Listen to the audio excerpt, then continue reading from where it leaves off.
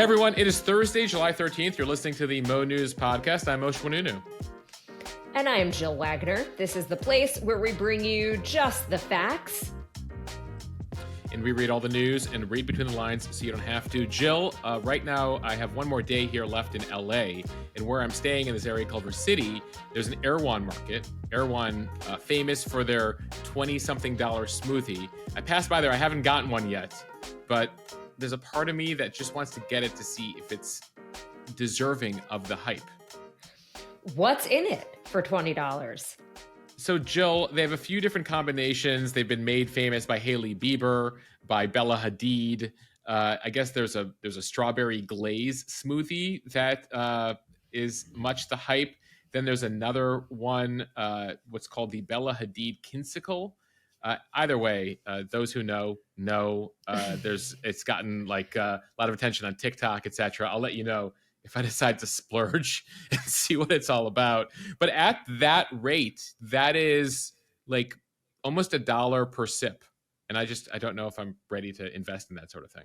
The good news is that even if it was the best thing that you've ever had, there isn't one in New York. So it would be a one-time thing. You wouldn't want to get hooked on a $20 smoothie. That would be an expensive habit. Jill, there's no amount of Athletic Greens ads in the world we could run on this podcast to help me afford that smoothie.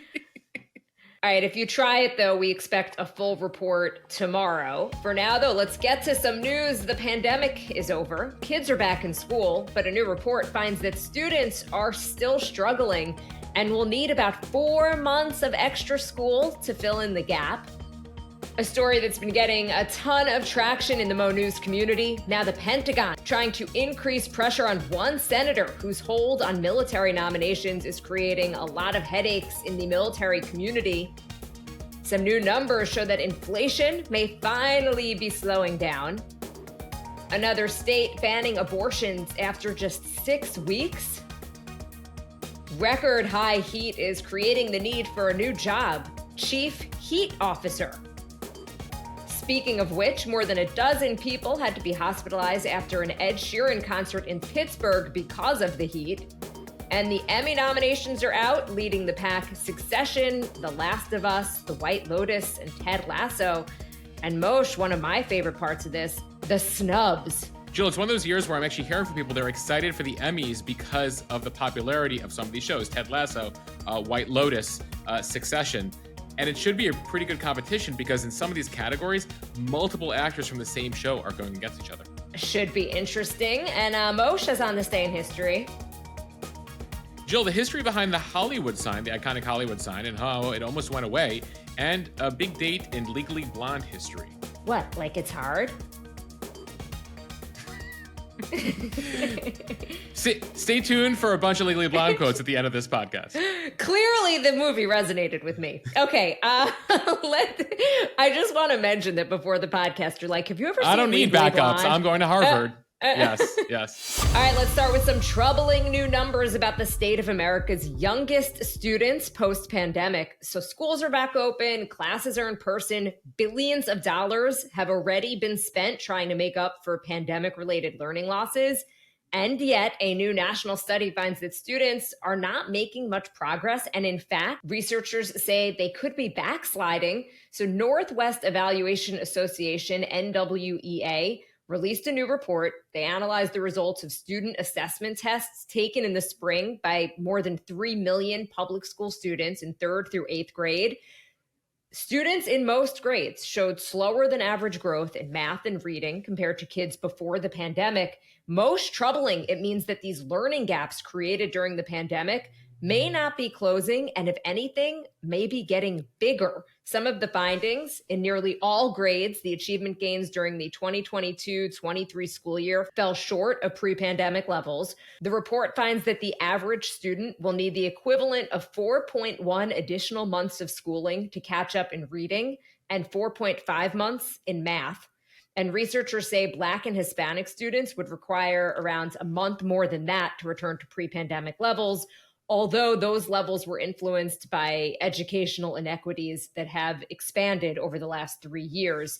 One of the study's researchers telling the New York Times that the bottom line here is that not only aren't things getting better, they are actually seeing evidence of backsliding. The report comes on the heels of different testing that showed that students across demographics, ages, and across most states in this country had serious setbacks, particularly in math. Last month, national math and reading test results for 13-year-olds hit their lowest level in decades. And in general, middle schoolers suffered the most post-pandemic because they already experienced smaller learning gains due to more challenging material. Jill, you mentioned this new report is suggesting that it'll take more than 4 months for students to catch up. The question remains, where is that 4 months going to come from? Typically, they say that summer school accounts for really only a month extra of education when you add it all up. The last round of federal COVID relief funding included $122 billion to help schools. That all needs to be spent by September of next year. The Biden administration said that 20% needs to go towards academic recovery. And as far as the other 80% of those funds, it can be used for anything really, even things like repairing buildings. And so the question is, how much more of that needs to go into academic recovery hill? School districts across the country have come up with their own various plans here. The report suggests that the 4 months of additional instruction cannot be compressed into one school year or through short-term intervention, but should instead be spread across several years here. So they really have to be thinking long-term. There is some research that shows that high dosage tutoring, what they call high dosage tutoring, meaning putting a trained tutor in with 1 to 4 students at least a few times a week for a full year, can make up for about 4 months of learning. So they really need kind of person-to-person help here on the tutoring side if we're to make this up. Some other options discussed, by the way, extending the school calendar for the next few years, or even adding a 5th year of high school in certain districts. Jill, I found this statistic notable in the New York Times write-up. They say that research shows that students who do not catch up and might be less likely to go to college could earn $70,000 less over their lifetimes and potentially more. Jill, I found this statistic notable from the New York Times write-up on this. They're prognosticating, obviously this is difficult for them to get specifics on, but that students who don't catch up and might be less likely to go to college or less likely to succeed in college could earn tens of thousands of dollars less over their lifetime. So this, what's happening right now, could have a very long-term impact on these kids' lives for decades to come. Okay, now to a story getting a ton of play on our Instagram account. The Pentagon seeking to increase pressure on Alabama Senator Tommy Tuberville this week. It's an attempt to break the Republicans' one-man hold on hundreds of senior military nominations. For the first time in 164 years, the Marine Corps is without a Senate-confirmed leader, and all senior military promotions are on hold. And again, this is thanks to just one person, Tuberville of Alabama, who has continued his months-long blockade on Pentagon appointments as a way to protest military abortion access policies. The Pentagon instituted a new policy in the fall that allows for paid leave and reimbursement costs for travel for service members who cross state lines to get an abortion. And that came after several states effectively banned the procedure, preventing service members on bases in those states from accessing it if needed.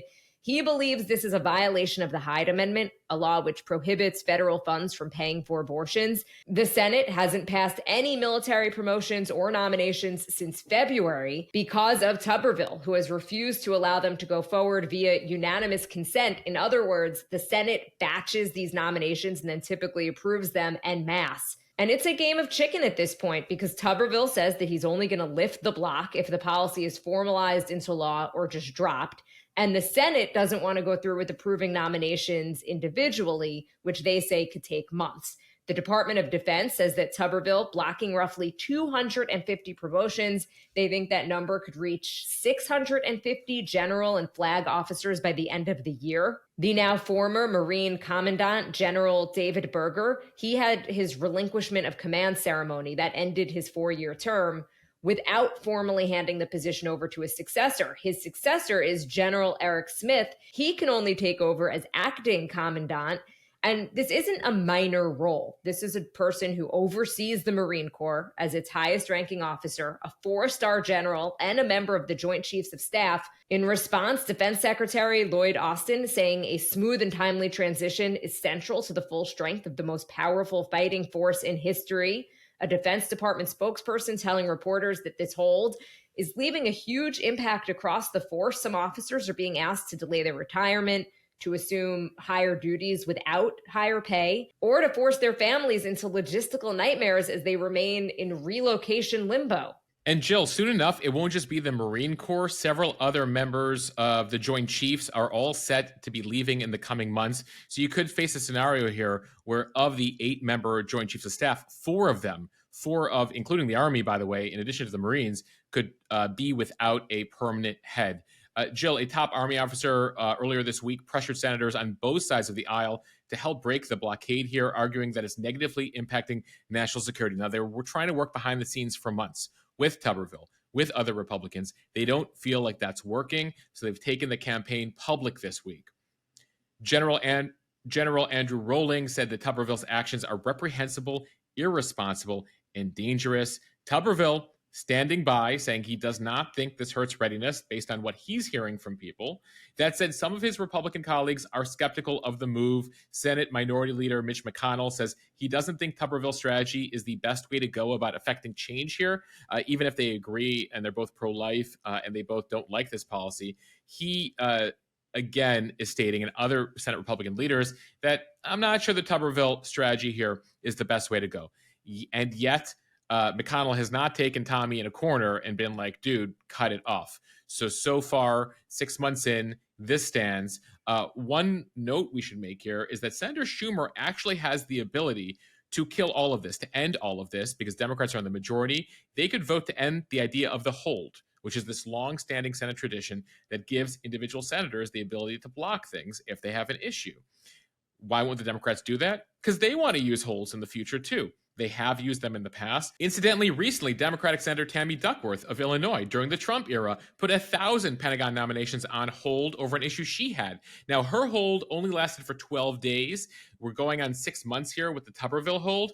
But again, the Senate, we've talked about the filibuster. They love these rules, these traditions, and the Democrats here don't want to end the hold. They just want Tuberville to end his hold. Nevertheless, we have heard from so many people, Jill, in the past couple days in the Mo News community, in the military, retired military, active military, spouses, family, etc., who are impacted by this. And I just want to read a few responses. We've been sharing them over on Instagram. We did it in the newsletter, but I think people should hear that these things seem very kind of off in the distance. If you're not involved in the military or not a military family, you don't get how some of these things in Washington impact people. This is a note we got from an Air Force spouse of 15 years. She writes, "My husband is coming up on a big promotion, and this blockade will literally throw off his entire career track, plus our entire lives, like knowing when and where we'll move, schooling, where childcare. For families that have sacrificed so much for our country, this is reprehensible." Another person writes in, "I think people not associated with the military don't realize how big a deal this is. Promotion in the military is very different than the civilian world. I can only speak for officers, but there is a predetermined track for promotions with guidelines for when someone is eligible for promotion based on the number of years they have in their current rank. Where you get promoted in that year range can determine your assignment. This is a big deal. Also, if a service member is under contract, they can't leave and get another job. They're literally stuck." Here's another person. "He's messing with real people's lives. I'm so angry about it. Our good friend isn't being promoted because of him, and their whole life is in limbo. Politicians who use the military as political pawns," this person writes, "are awful. The sad thing is, our friend is a Christian chaplain who is pro-life, so he's morally aligned with Tuberville, and yet his whole life and his whole family's life is being messed with. It is very frustrating." Jill, they go on and on and on here. We also heard from a member of the military who had to get an abortion recently. She didn't go into the details of it, but she was saying, listen, we are sent by the military into states to be on certain bases. We have no choice. And the way that things work after Roe v. Wade is where we might be sent by the government to a state where this is not legal. And while she said that she wouldn't actually do this because she's like, I'm not going to tell my commander that I need an abortion for paid time leave and have it go up the chain of command and then ask for reimbursement for gas mileage. She's appreciative of the policy and she thinks the policy should be in place. She's very skeptical that any women in the military would actually use it. But what she's saying is, that ultimately we serve our country. The least our country can do is accommodate us when we have certain health needs.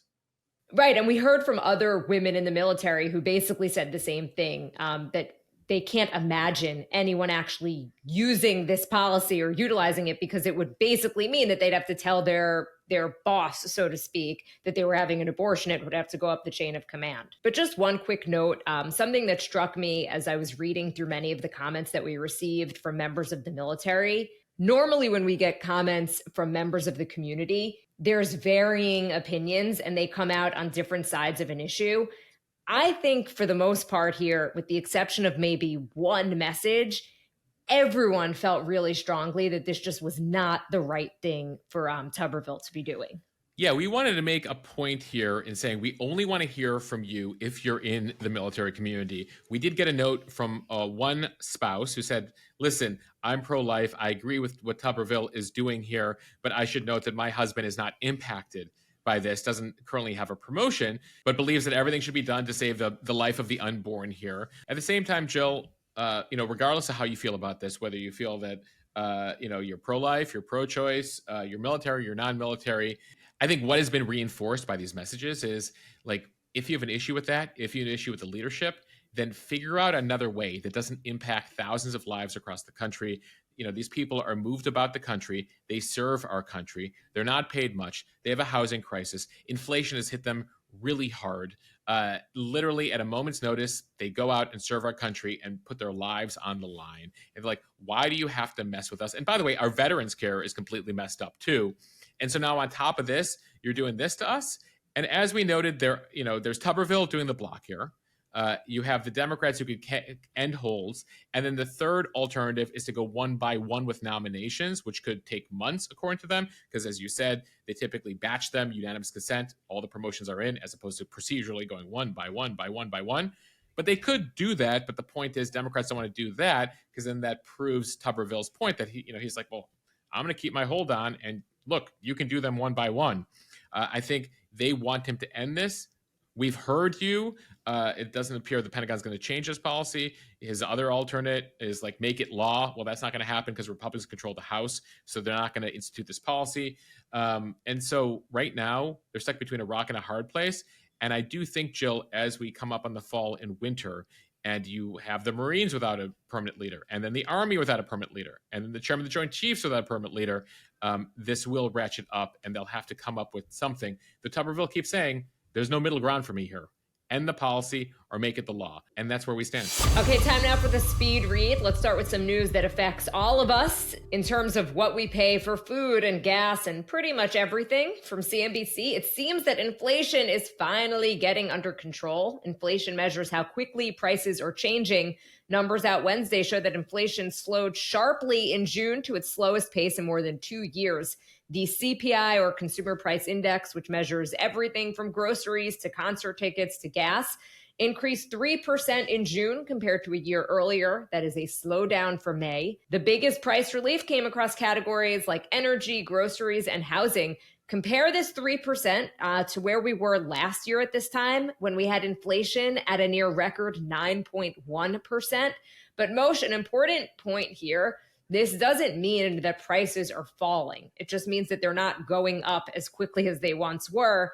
There are a couple of exceptions to that, like airline fares. But for the most part, again, it just means that prices aren't going up quite as quickly as they once were. Right. Keep in mind that the CPI, the Consumer Price Index here that does inflation, is an average of a lot of things. And if you thought, Jill, that we would discuss inflation without some analysis by Heather Long of the Washington Post, you were mistaken.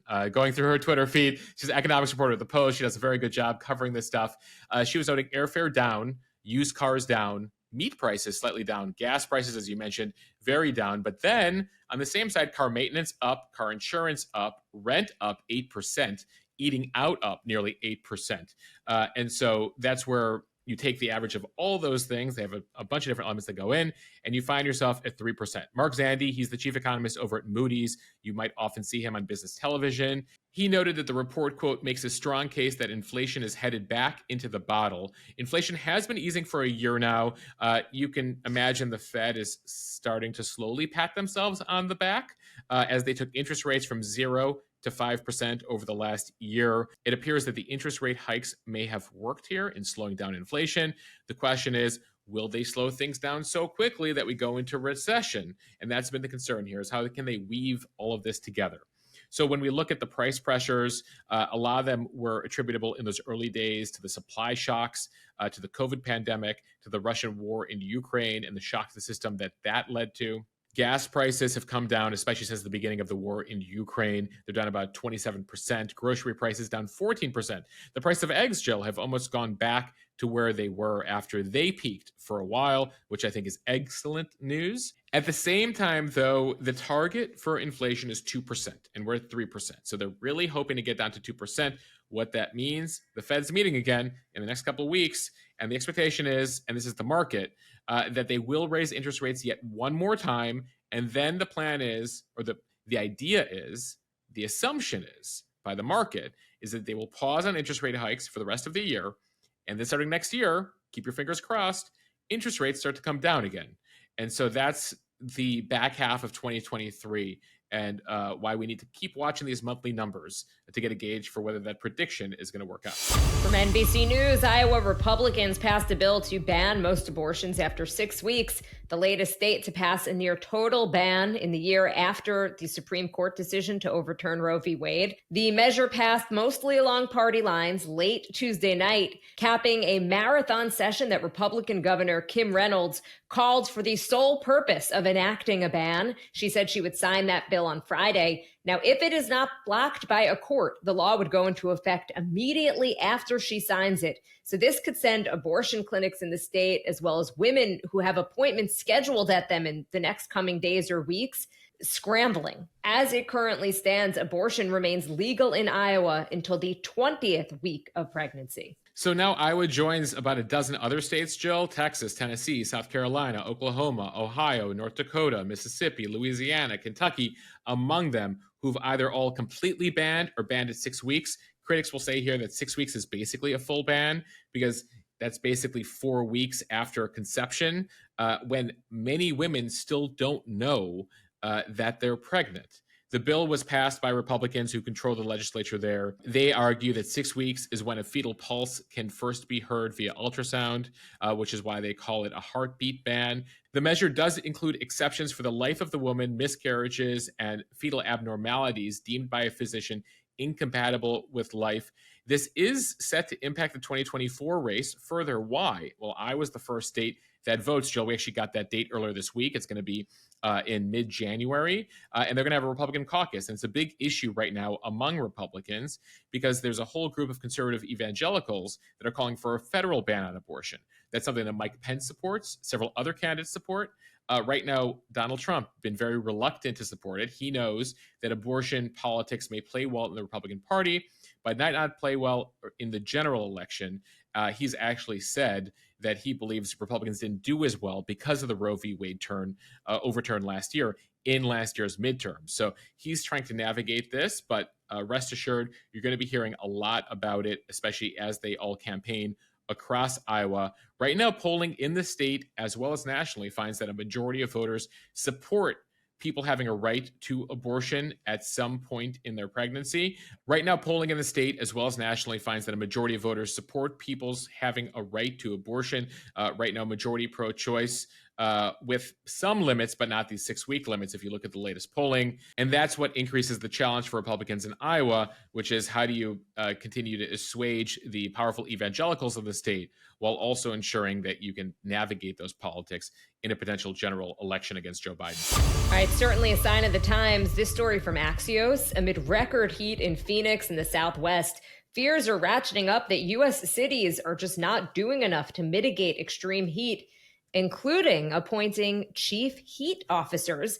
It's still early in the summer, and too many cities are getting caught flat-footed without a heat action plan or with uncoordinated response efforts. It's siloed in different departments. When Miami-Dade County, Phoenix, and LA appointed chief heat officers in 2021 and 2022, it was to add some muscle and heft to their hot weather strategies, and it was expected that other major U.S. cities would quickly follow. but none have. Cities like Boston and New York are managing their heat response through their emergency services departments or offices of resilience or sustainability. But some say that having a dedicated person can be really important because it empowers the office holder to cut through red tape and focus solely on mitigating heat. Yeah, Jill, we've quickly evolved here. There's certain sections of the country that have always been hot in August, but now the heat is lasting instead of for a couple of weeks, for months.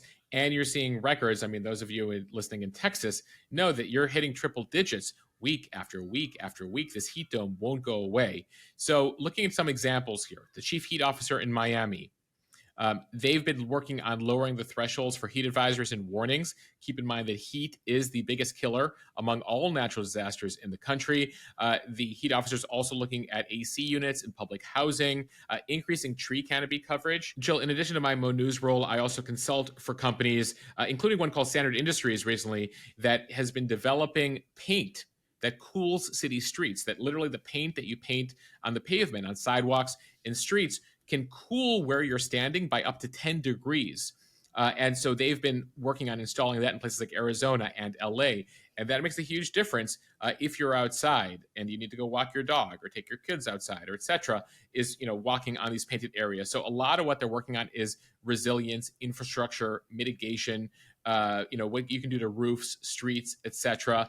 And then, of course, there's prevention overall, right? Like figuring out how you can lower your CO2 contribution to the environment, and that's much more expensive.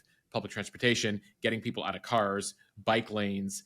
We're living in this new normal now of temperature records being broken. Jill, we've seen extremes of all sorts, right? We reported yesterday on the Vermont situation, the record flooding they're seeing there. So that's where the resilience officers come in, because they're just seeing extreme stuff that the infrastructure is not prepared for.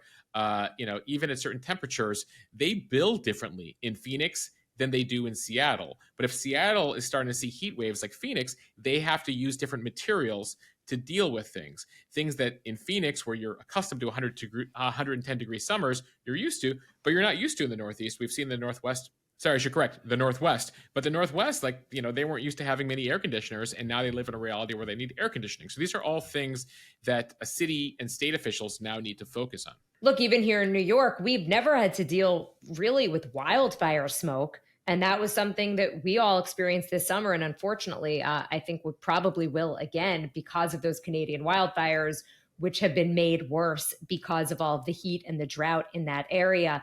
Want to also mention on the issue of heat, 17 people were hospitalized at an Ed Sheeran concert over the weekend in Pittsburgh because of the heat, including 2 workers that went into cardiac arrest. Yeah, the heat index there got into the 90s. From The Hollywood Reporter, the nominations for this year's Emmy Awards were unveiled on Wednesday, with Succession, The Last of Us, The White Lotus, and Ted Lasso among those landing the most nominations. Include Jeremy Strong for Succession, Jason Sudeikis for Ted Lasso, and Kerry Russell for The Diplomat.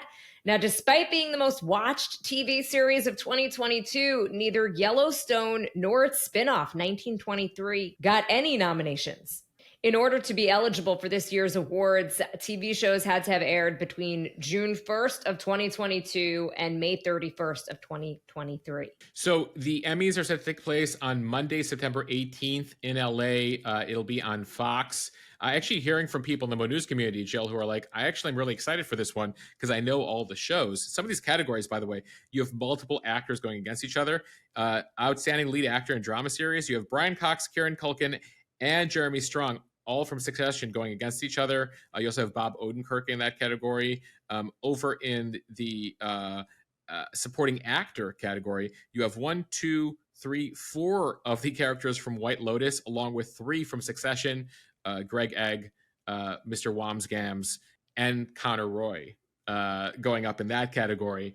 What is notable is, should we have an acting strike from the SAG-AFTRA union, which could happen very soon, that could delay the ceremony. So just back to Succession, I know you watched it. Who do you think should get it? I think I might be partial to my favorite character in the show, Tom Wamsgams. Which we should note is he's played by actor Matthew McFadden. Jill, there was a scene in the final season where the 3 kids, unedited, straight, were finding out a bit of tragedy about their father. And the acting in that scene, it was raw, it was real, it was remarkable. And, that's a case where you have a couple people going up against each other, right? Kieran Culkin and Jeremy Strong. Jeremy Strong, known for like really getting in character, in fact, almost kind of mocked by some of his fellow actors for that. So that's going to be interesting to see. I think, do you give it to Strong? I mean, he just like fully becomes Kendall Roy. Jill, I'm excited to see Kerry Russell in there in Diplomat. I'm excited to see Jennifer. I think everyone's going to be rooting. Many people will be rooting for Jennifer Coolidge in White Lotus. Though in that category, she's going up against, Aubrey Plaza. Basically, the entire cast of White Lotus is in the supporting actress category, along with J. Smith Cameron from Succession. And then you have the, series is going against each other. The Crown, Better Call Saul, Last of Us, Succession, White Lotus, Yellow Jackets. There's a lot of interesting stuff. I know some people are excited to see Shrinking in there. But there's been some really good television in the past year. And I know there's a lot of Jeremy Allen White fans. He's nominated for The Bear. I hope there's not a strike, because I really want there to be an award show. This is one I'm definitely going to watch.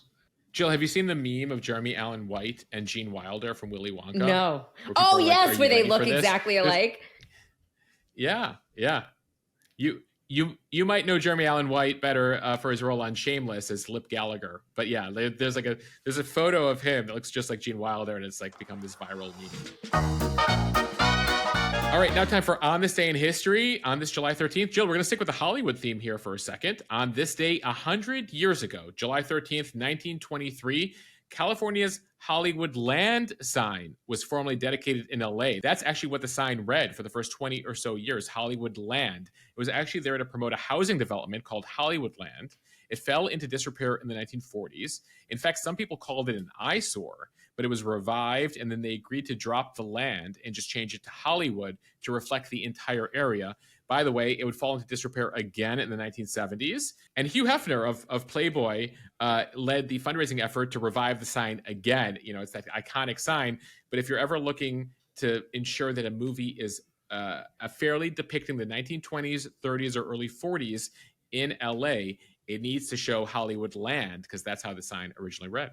All right, fast forward here to the 1970s. The famous New York City blackout takes place on this day in 1977. It plunged 9 million residents into a 24-hour electric blackout. Jill, there was crime. It was the summer of 77, which was a total freakout summer, because you also had a mass murder on the loose that summer in New York City. It's been depicted in various films and TV shows. All right, now to the 80s. On this day in 1985, the famous Live Aid benefit concert was held simultaneously in London and Philadelphia. It drew 1.5 billion TV viewers, raised millions of dollars for famine relief in Ethiopia at the time. And finally, on this day 10 years ago, the hashtag Black Lives Matter first appeared, sparking the movement.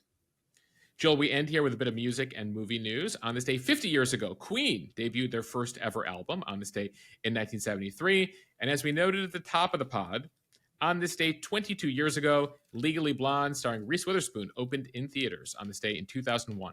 Moshe, whoever said orange is the new pink was seriously disturbed. For more Legally Blonde quotes, go check out Jill Wagner's Instagram page, Jill R. Wagner. Well, this is going to be just like senior year, except funner. Jill, you know that Reese was actually 24 years old when she shot that movie. 25 when that movie came out. And just to give you some perspective, her daughter Ava is 24 years old. And really looks just like her. It's uncanny. And by the way, her first daughter with Ryan Phillippe, Mo.news community member. Look at that. We take it full circle here, folks. Yeah, and on that note, thank you for listening to the Mo.news podcast. Follow us and subscribe so you don't miss an episode. Review us in the App Store so we can continue to grow. Jill, by the way, I should note on that last note, we got another famous actor following us in the past couple weeks. Sharon Stone joined the Mo.news community recently. But is she a premium member, Moshe? Not yet, Jill. Not yet. I'll have to message Sharon. We got to work on her. Maybe she'll answer my message. But so far, it appears she's following the Mo News account on Instagram. So welcome, Sharon, if you're also listening to the podcast. Look, all we need is one or two celebs to repost a few things, and we go viral. It's happened in the past, and let's hope it happens again. By the way, you mentioned Mo News Premium. We're approaching a couple thousand members here now, Jill, and so we appreciate everyone who's been joining. We're making a point every day on the Mo News Premium Instagram account to answer your questions about the news on all subject matter. Jill, it ran the gamut recently, talking about insurance coverage in Florida to why New Yorkers hate LA. By the way, as I sit here in LA, not all New Yorkers hate LA, but we get into a lot of things over on the members only Instagram account. You can join over at mo.news/premium. Allows you to get access to that, access to the Instagram, access to the extra podcast for members. And you're supporting what we're doing here as we try to fix the news. Mosh, 3 words, $20 smoothies. With a few more premium members, Jill, I might be able to afford a smoothie. I'll let you know if I head over to Air One. By the way, Air One, if you're listening, we take sponsors. We're looking for new advertisers. Let us know. You can pay us in smoothies. I'm totally okay with that. All right, bye, everybody.